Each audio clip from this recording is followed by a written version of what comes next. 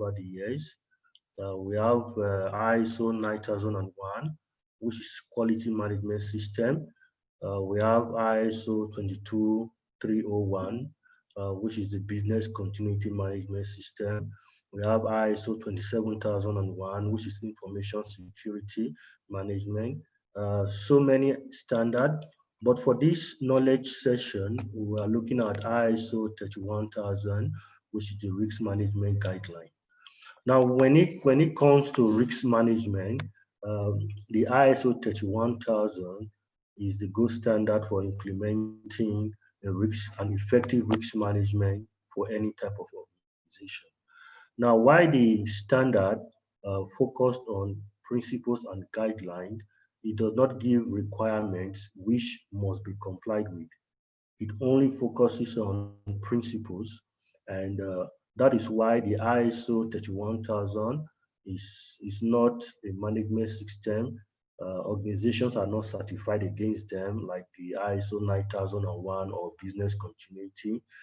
So they are principles, and as usual, when you imbibe the principles, they will generate good results for you. So the ISO 31000, currently the latest version is the 2018 ISO 31000 2018. The first release by the ISO was in 2009, and the second review was in 2018. There are just some few modifications or changes, but the main thrust of the standard still remains the same. The standard enables organizations to implement a risk management framework that will support the decision-making process. Now, in my experience and in discussion and implementing risk management, I find out that some professionals are confused. What do they do when it comes to implementing a risk management framework? Do they have to write 1001 pages of policies, or do they have to develop so many documents? You know, at times you find the risk professional having series of conflicts with those in the business unit or with the executive team or with the board. There is something wrong if your risk management is not supporting the objective and strategy of the organization. Now, the importance or relevance of the ISO 31000 is to enable you align your risk management practice with the strategy of the organization. And in the same vein, the strategy of the organization will be in alignment with your risk management practice. So the key objective for this knowledge sharing is to enable us implement risk management successfully so that it can support our decision making in the organization. So if the risk management is not part of the decision making process, what will happen is that it will just be reactionary. And what we want is your risk management practice to be proactive and not just reactionary. For your risk management to be scalable to the extent that it can forecast and predict the outcomes of the strategy or the decision that are being made. So the purpose of this webinar is to ensure that you successfully integrate and embed your risk management practice in the decision-making process of the organization. So you need to identify where those decisions are made, whether they are made at the executive level, at the functional level, at the strategic level, at the unit level. So in whatever level those decisions are made, the ISO 31000 gives you that capability when you follow the guidelines to be able to integrate the risk management practice into the decision framework of your organization.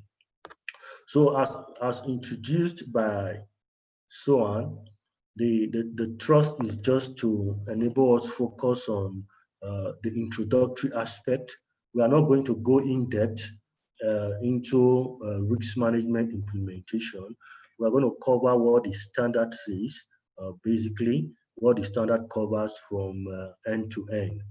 Now, what you see on my screen are the main thrusts of the ISO 31000.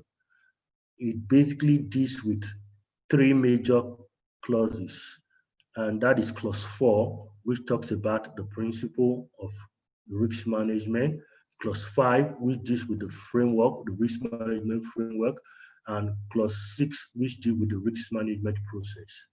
So the entire standard or the entire guideline focus on these three concepts.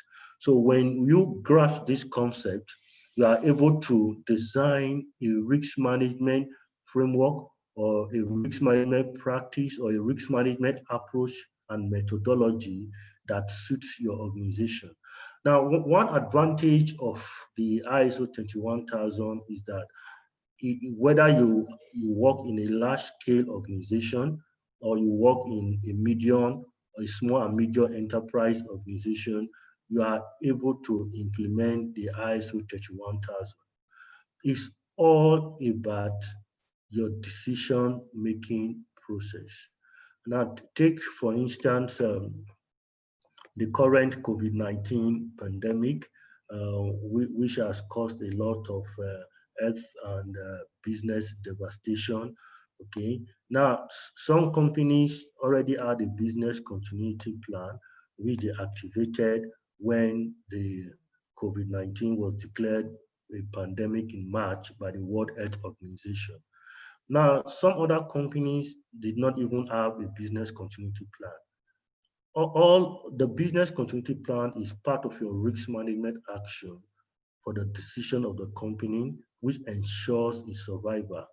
Now, just to digress for a few seconds, I did a study recently of a particular insurance industry, and over 70% of the practitioners did not even have a business continuity plan before the pandemic. So your risk management practice should be able to anticipate events and emerging risk and make adequate preparation by focusing on the principles, the framework, and the process as defined by ISO 31000 2018. If I'm too fast or too slow, kindly let me know in the chat box, and if I'm not clear enough, the moderator will alert me on that. Now, the first point that we need to get in implementing a dynamic risk management framework. Now, remember the focus of this discussion is dynamic. That means your risk management practice should not be static. It should not be cast in stone. You must have a flexible risk management so that when the strategy and the objectives and the risk appetite of your organization changes, then your risk management practice must also adapt to those changes.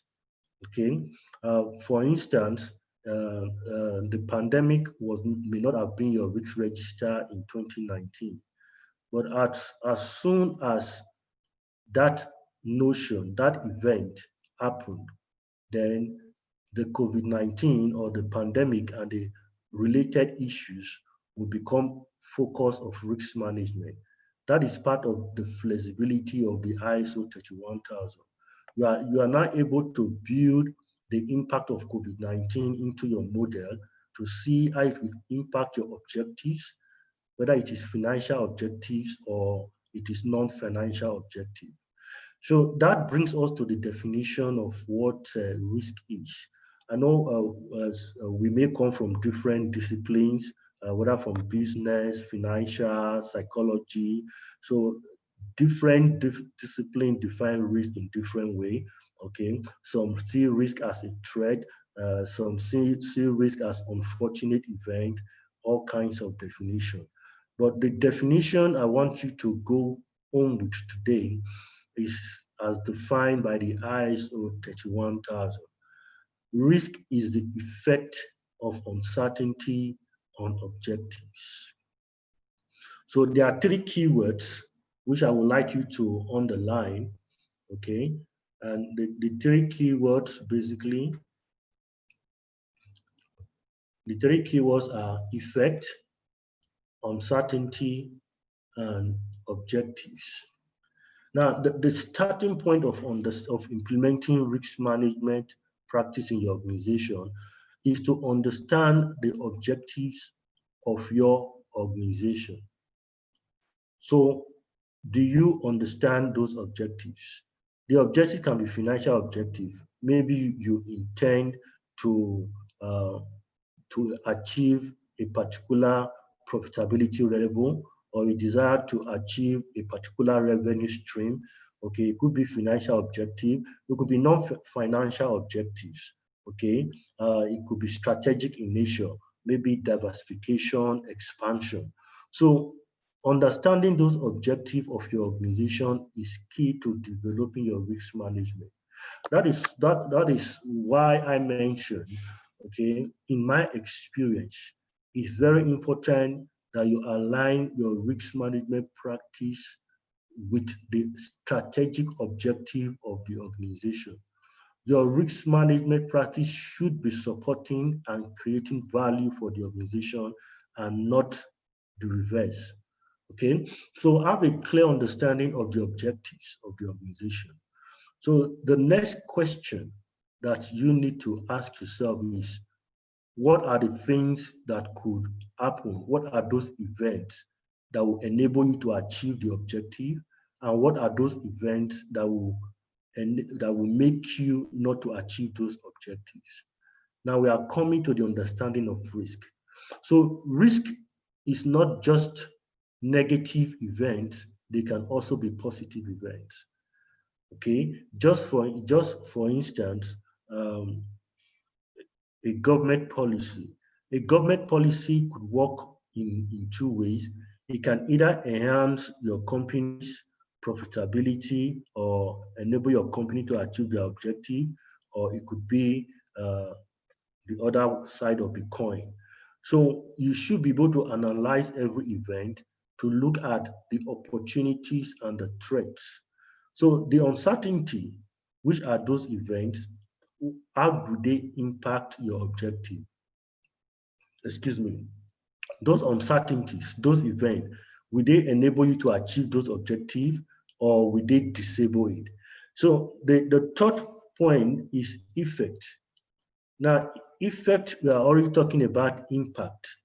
What impact will the uncertainty have? So the effect could be positive effect or could be what? A negative effect. So that is why your risk management practice is not complete if you only focus on those events that create negative impact on your objective. You must also look at those that create positive effect or positive impact on the objective. So risk is a broad spectrum that considers both the threats and the opportunities of those events. So as the standard says, we live in an ever-changing world and where there are uncertainties. Okay, the COVID-19 pandemic came with a lot of uncertainties, which many people are still struggling with, and some organizations are still battling with, while others are trying to navigate through to the new normal. The traditional way of doing business has changed drastically. It is now people working remotely from home. Even some organizations like Google, they've encouraged workers to work from home up to about June of 2021. And the way businesses are now being conducted with the online platform taking a lot of predominance. So you can see that the environment has changed completely from what it used to be to a different playing ground. So the starting point, why we are spending so much time in this particular session, is that if you don't understand what risk means to the organization's objective, then your risk management practice will not be in alignment with the strategic objective of that organization, whichever organization you represent. So having a clear understanding of risk is very important. And This can be a predictor for your organization success. We'll go right straight, straight to the principles of risk management. Now, the principles of risk management is actually clause 4 in the standard. Now, the core of the principles, principles are different from rules. Rules are what you must do. Principles are things you should. Okay, so these are not you must. They are things you should. Okay, and when you do them, you find how they benefit your organization in achieving their objectives. Okay, now the core of the risk management principle is value creation and protection. First of all, I said you need to understand the objective of your organization. Then you also need to consider what are what does my organization value?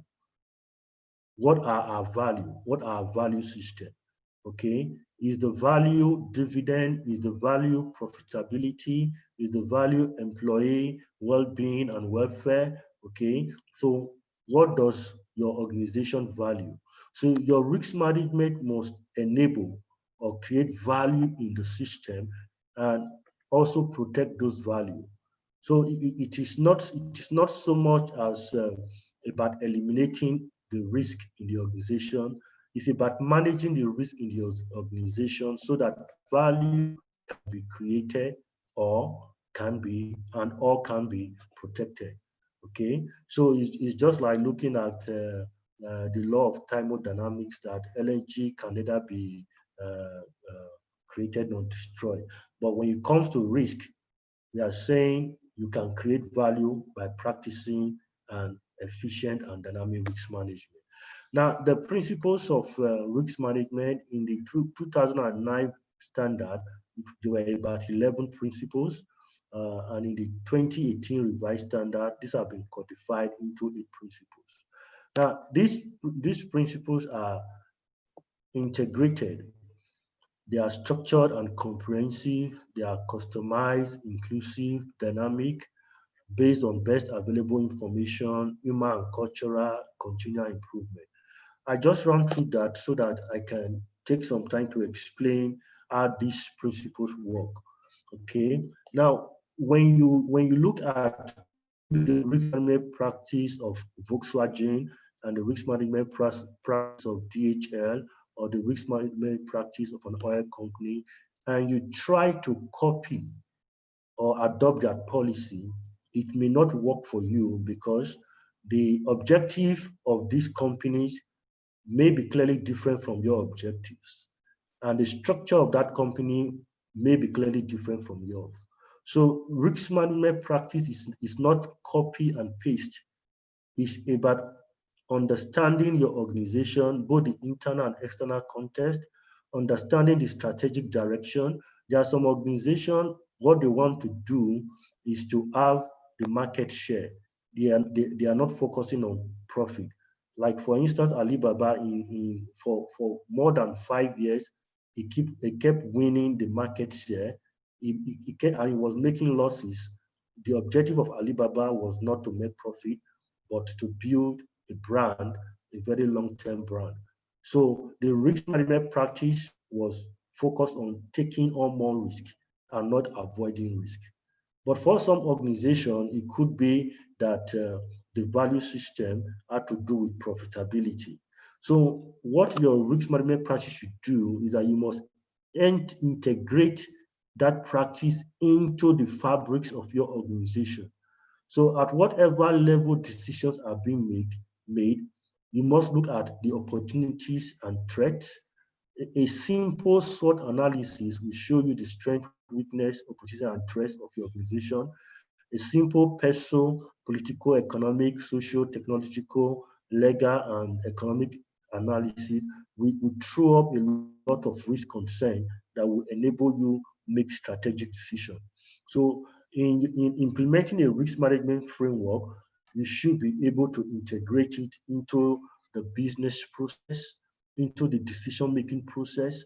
So whatever processes you have or whatever decision strategy you have in your organization, you must integrate the risk management into it. That is why one of my favorite quotes is that risk management is not a department. Okay, risk management is a function, is a practice, an activity, what everyone should engage in. So, good enough that you have a risk management department or a risk management unit, but best enough is that everyone practices risk management. So it must be structured, comprehensive, and customized. I would take that point C, customized, as we mentioned, this is a knowledge sharing. We'll not be able to go in depth into all the principles. So customize, customize means that it must suit, it is most suitable for your organization. Okay, so if you are 6 feet tall, the kind of material or cloth that you will use or that you will wear will be different from someone that is 4 feet tall. So it must be customized to your organization. So there are some organizations, they have a risk register that have over 100 risks.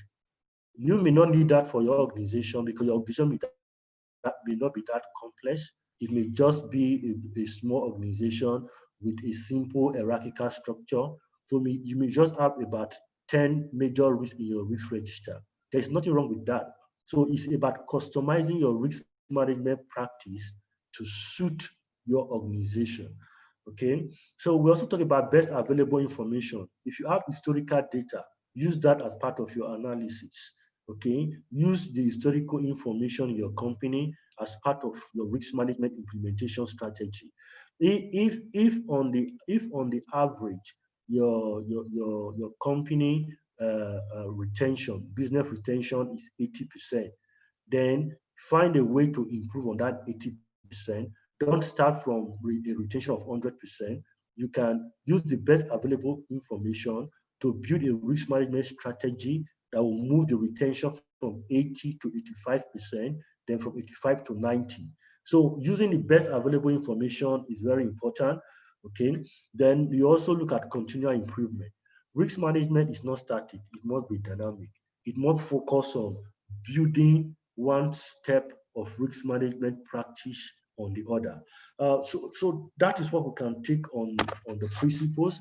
On the framework, now, why you can go through the standard and understand the other concept of the framework, I will focus on the issue of leadership and commitment. Okay, as one author said, everything rises and falls on leadership. If the executive management and the board are not in sync with implementing risk management, it's almost impossible for the risk management practice to be successful. So I've seen organizations where there is no commitment from the board, there are no resources were deployed, and the person, the risk professional struggles from beginning to the end, trying to implement a risk management practice in the organization. So for your organization, risk management to be successful, the tone must come from the leadership. They must make a policy statement. It could be by sending an email to an employee. They must domesticate risk management practice. It must form part of the key KPIs of key employees. So if they are functional heads or functional leads or unit leads or team leads, okay, making the risk management practice part of the KPI will also improve the culture of risk management in that organization. So everything about implementing risk management has to do with the tone from the top, the tone from the top. So there must be a clear commitment from the executive management, from the group operating officer, from the managing director up to the chairman of the board or the board of directors, that we are a company that is committed to implementing risk management in our strategic decision-making process. So that tone must be clearly communicated to all employees and to every aspect of the organization. Now, one of the best practices is to also include risk management as a standing agenda in all board meetings. If you have your board meetings, maybe it is quarterly, biannually, risk management should be a standing agenda in that board meeting. So it shows a commitment from the leadership of that organization that they are not just organizations that do not focus on risk, but they are also concerned about how risk is practiced in that organization. That is why they've made risk management a standing agenda in the organization. So the risk management framework is basically saying that in order to have risk management successfully implemented in the organization, you should ensure, or the organization should ensure that the leadership, there is leadership and commitment from the top executive and from members of the board. So the entire clause 5 deals with the risk management framework, and where the core of that framework is leadership and commitment. And the risk management process, we can spend the entire 3 days talking about risk management process because this is more like the engine that developed the outcome of risk management practice.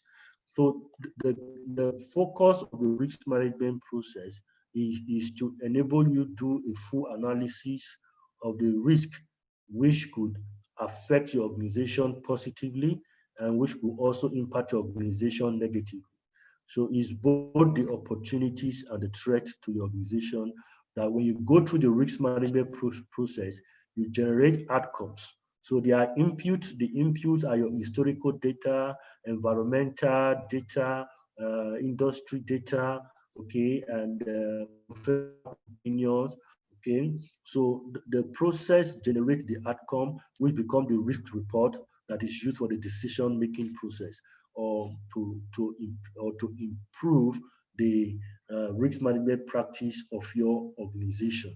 So the risk management process, I will just I will focus on the risk assessment. Okay. Now the risk assessment is made up of 3 basic concepts, which is the risk identification, analysis, and evaluation. Now, we started by defining risk as the effect of uncertainty on objectives, which means clearly, you should be able to identify those uncertainties. Now, the difference between risk and uncertainty is that a risk is a measurable uncertainty.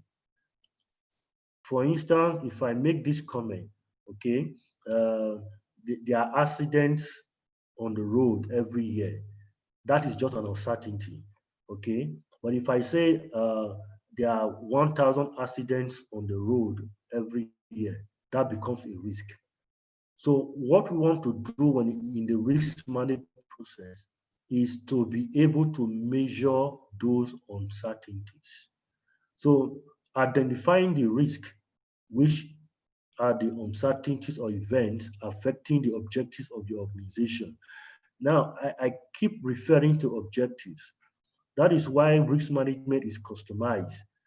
If my objective is to increase market share and your objective is to improve on profitability, the risk that will affect those objectives may be drastically different.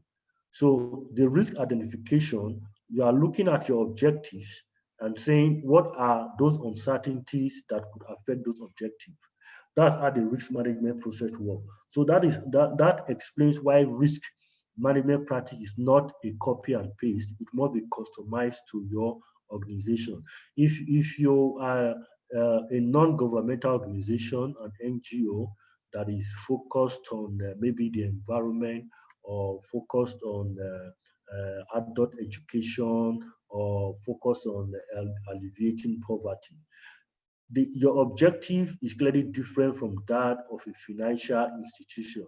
So the risk you'll be looking at and identifying should be different from the risk of financial institutions. So the risk management process is basically looking at all these factors to ensure that you identify the risk, you do the analysis. The analysis comes at looking at the likelihood and looking at the impact. Now, risk is made up of likelihood, how often will this event occur, and made up of the severity. If the event occurs, how severe will it be? That those are the two questions you ask yourself when it comes to the analysis. Okay, if there's going to be recession, how often will the recession occur in the economy? Maybe once in every 5 years.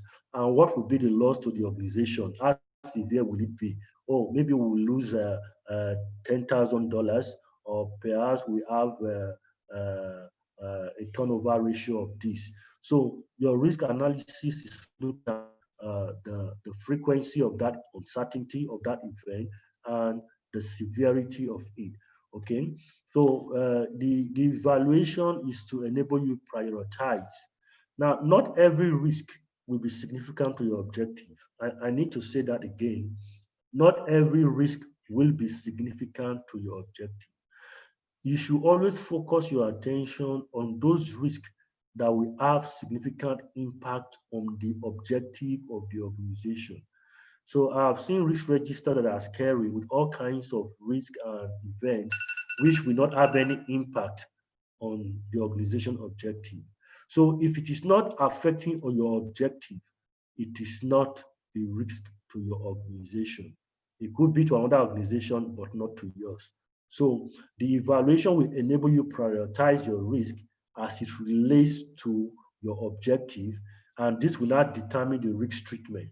Okay, so the risk treatment, just like people fall sick and they go to the medical practitioner, they identify the risk, they look at the frequency, severity, and they now prioritize treatment. So, okay, take also number of drugs. So, when you go through the risk assessment, and the end of that stage is to enable you prioritize those risks for treatment.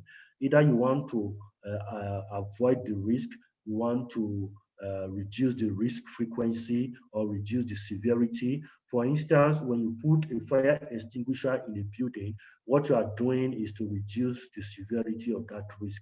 Okay, the fire alarm plays a different role. When you have a business continuity plan, it will not stop the pandemic, but it will definitely reduce the impact of the pandemic on the organization. So, just to give enough for questions and answer, I will just run through the rest. Now, static versus dynamic.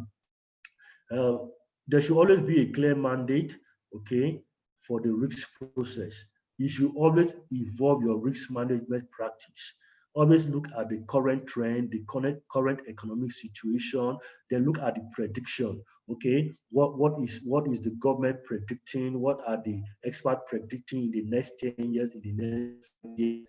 Okay, so your risk management should evolve so that it is dynamic and not static. So the businesses are not going to go back to the traditional way of doing business, but they are going to move ahead to the new normal, okay, which is working from home, employing from all over the world, working from your houses, and remote working. Okay, and look at the emerging risk. Now, 2019, the pandemic was not among the top three emerging risks. We have climate and the rest of them. But as of this year, the pandemic has moved up. So try and quantify your risk. This seminar is not about risk quantification, but growing the capacity to quantify risk will also improve that. And remember, risk is an iterative process. It is not static. You know, there is consultation, there is communication, top-down approach and bottom-up approach. For the strategic risk, it is top-down approach. For the operational risk, okay, it is bottom-up approach. Okay, that is the subject of a different discussion. So in summarizing our discussion on ISO 31000, we discussed the understanding of risk. We've looked at the clear definition that risk is the effect of uncertainty on objectives. We've looked at what objectives are, uncertainties, and what effect is. We've looked at the risk management principles itself. Okay, that the core of that principle is value creation and protection. We look at the framework, and the core of the framework is leadership and commitment. It must be the tone from the top.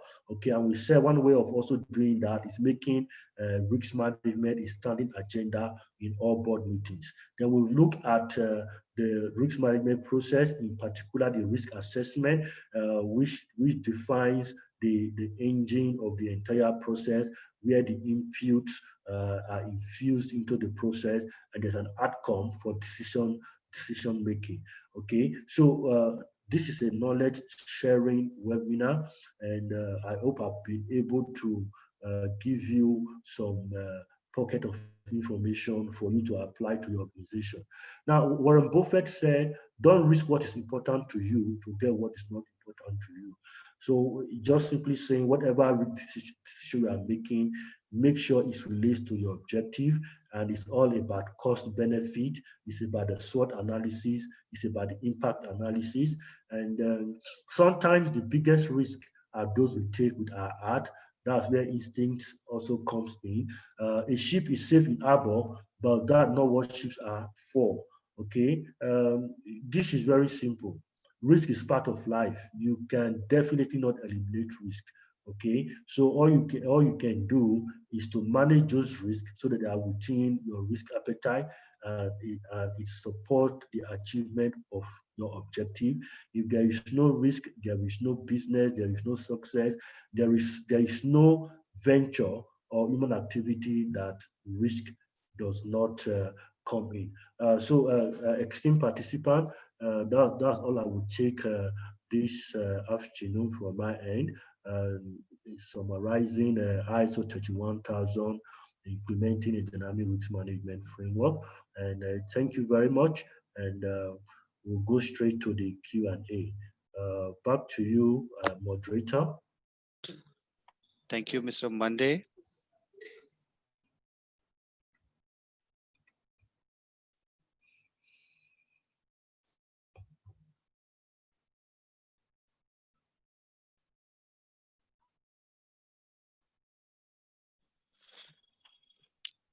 Thank you, Mr. Monday, for enlightening us with your kind words. I would now request you to kindly help our attendees in clearing their doubts regarding today's session. The first question is from Ms. Karthik.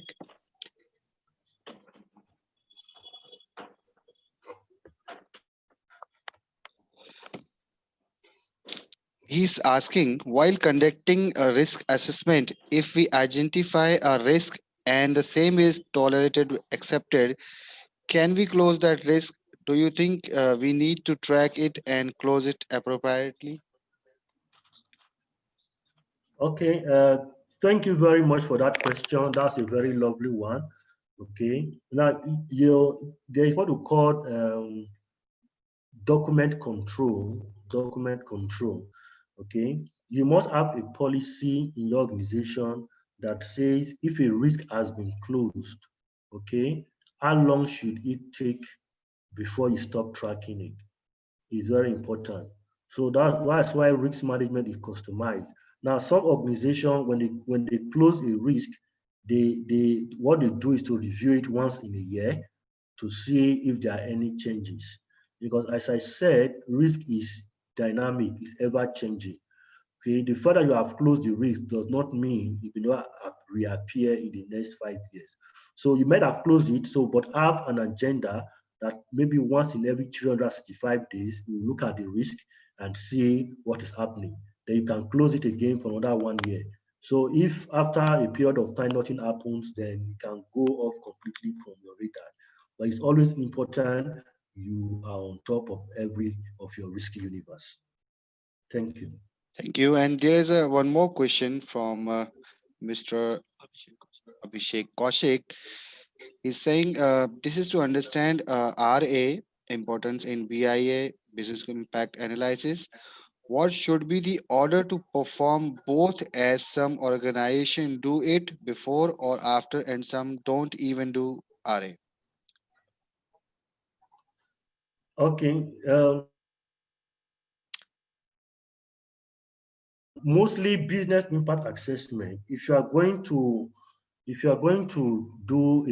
implement a business continuity management system, it's very important you do a business impact assessment. This is clearly different from a risk assessment. Okay, so you are looking at the impact of those events on your business alone. That's the business impact assessment. That if this event happened, how will it affect the business continuity?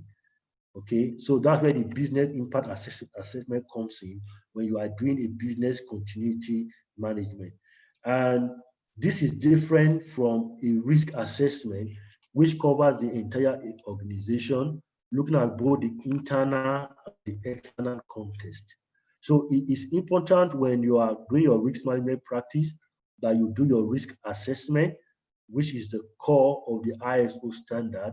Then if you are implementing a business continuity management system, then you also need to do your business impact assessment. Okay, how those unfortunate events or those disruptions, how they will impact your business. So both ROA and BIA can be used for any organization that wants to also implement a business continuity management system. Thank you. Thank you. I want to add one more question from Mr. Hatim Ahmed Adam Bilal. The question is, what are the most relevant principles to consider when establishing risk communication and consultation process? Okay, thank you very much for that question. Risk communication and consultation.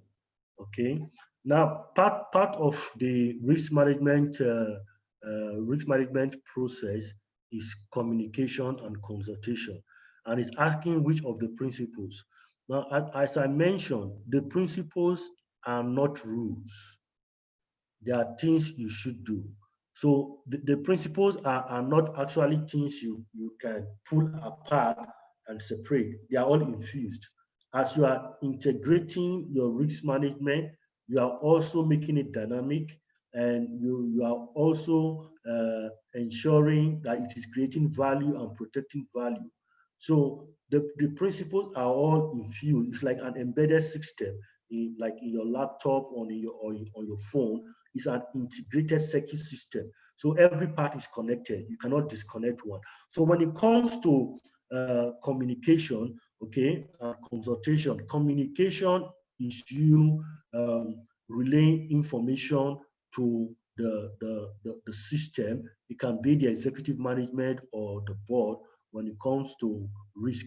Okay, why consultation is getting feedback on those risk information. So and that is what enables your risk management to be robust. So risk management is not done in isolation. It must be top down approach, okay, where you deal with the strategic risk issues, and bottom up approach where you deal with the operational risk issues. So I want to re-emphasize that when you are practicing your risk management, most of the top down communication and consultation are dealing with strategic issues, while most of the bottom up are dealing with the operational issues. So when you deal with both the top and the bottom up, you have a full perspective of what opportunities are threats to the objective of your organization. Okay, I hope that answer best explains your inquiry. Thank you. Thank you, Mr. Mande. Uh, as we have a limited time, so we cannot take all the questions, but there's one question I found very unique. It is from Abdul Hafez. He is asking, what is your recommendation to the best way of dealing with risks in the current situation of COVID-19, where we are being faced with risk every day? All right, I was expecting a question in that direction, since we are dealing with the pandemic. Okay, now the pandemic itself, or COVID-19 itself, is not actually a risk in that context, but it has brought about enough of risk. It's an event that has created a lot of risk concern in the organization. Now, what I will advise is to look at your organization. I will use a simple analogy, what we did for a company. Uh, they wanted to look at their financial projections. So what we did was to create scenarios. We created those scenarios in three forms. We had the best case scenario, the next best case scenario, and the worst case scenario. So if you are a risk professional, you must categorize your firm's future, your firm's future into these three broad spectrum. Have a worst case. In the worst case scenario, we will lose 50% of revenue, 50% of this, or we will lay off 70% of employees. These are the worst case. You now ask the next question: how do we mitigate this worst case from happening? They also have a next best case and a best case scenario. So based on historical data, based on prediction that have been made by professionals, international bodies, you can actually build that into your model and create these three models of the best case, the next best case, and the worst case scenario. And for each of those scenarios, you focus on how do I mitigate these outcomes so that those worst cases will not come to play. So that is the simple way I can answer that. The advanced way is also to do some risk quantification, run some Monte Carlo simulation, okay, bring in a lot of data science into it and be able to come up with some numbers. But that is just on the expert side.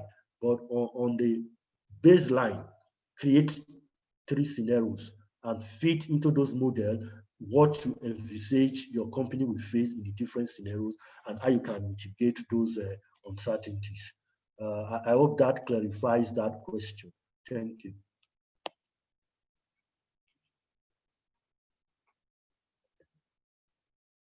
Back to you, Sohan. Thank you, Mr. Monday, for enlightening us with your kind words. I would like to take a moment to tell everyone about the series of webinar series AI has launched. We have taken this initiative to offer knowledge of various compliance domain to professionals and organization in partnership with some of the industry's most seasoned and highly qualified experts with a series of webinars. Today's session was the third webinar under the series. ISO standards compliance ensures quality and maintains the requisite procedural safety in any trade service. Organizations get benefit from the compliance with the improved systems and procedures that are put in place in today's competitive world. ISO compliance product service providers get an edge over other as they carry the trust of the particular ISO standards they are certified in. Hence, we are proud to announce the ISO knowledge sharing webinar series with special emphasis on the benefits of various ISO standards. Before we disperse, I would like to thank you on behalf of each members of Team AIS for attending today's session. Thank you to the speaker, Mr. Monday, and Thank you thank very much. you to all the wonderful audience participants who have joined today. You can see the details of some of our upcoming webinars on the screen.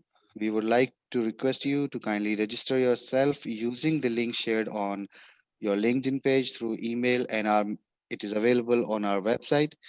We hope to see you in our future sessions as well. Kindly support our initiative and follow us on our LinkedIn page, Alvin Integrated Services. We request you to kindly share your feedbacks in the chat box. Thank you so much. Have a great day. And big thanks to Mr. Monday Utomwen for today's session. Thank you so much. Thank you very much, Ivan.